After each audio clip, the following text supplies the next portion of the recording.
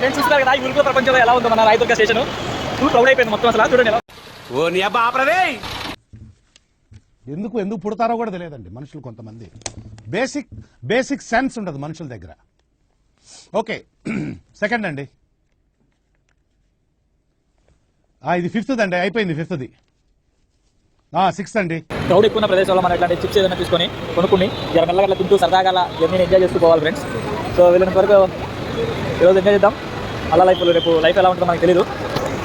So ఈరోజు బాగా enjoy చేస్తాం మనం ఇక్కడ. ఈరోజు వీళ్ళైతే నైట్ మెట్రో స్టేషన్లోనే పడుకుని పోదాం. ఏంటి మమ్మీ ఎవడీడు? ఎవరన్నా దయగల వాళ్ళు ఎవరైనా ఉంటే స్విగ్గీ బుక్ చేసి నాకు పంపించేసేయండి. సార్ ఏంటి సార్ అది? ఎవరన్నా దయగల వాళ్ళు ఎవరైనా ఉంటే స్విగ్గీ బుక్ చేసి నాకు పంపించేసేయండి. నేను ఇక్కడ తిని రేపు మార్నింగ్ ఇటు నుంచి ఆఫీస్కి వెళ్ళిపోతాను. నేను ఇటు సైడ్కి వస్తుంది, ఈ ప్లాట్ఫామ్కి వస్తుంది అనుకున్నా ట్రైన్, కానీ వాడు అటు సైడ్కి తీసుకెళ్ళాడు. ట్రైన్ వచ్చింది వెళ్ళిపోతుంది కూడా. సో నేను మళ్ళీ వేరే ట్రైన్ కోసం వెయిట్ చేస్తున్నాను. వచ్చాక ఎక్కేస్తా ఫ్రెండ్స్. బాయ్. ట్రై చేశాను కానీ దొరకలేదు ఫ్రెండ్స్ మనకి. ఎందుకంటే పక్కకుంటాం కదా, నన్ను ఈ జనాల మధ్యలో కోసేసి గట్టిగా వాళ్ళు వెళ్ళి ముందు కూర్చోండి. నాకైతే సీట్ దొరకలేదు. ఏం చేస్తాను, చిప్స్ తింటూ మెల్లగా పోదాం.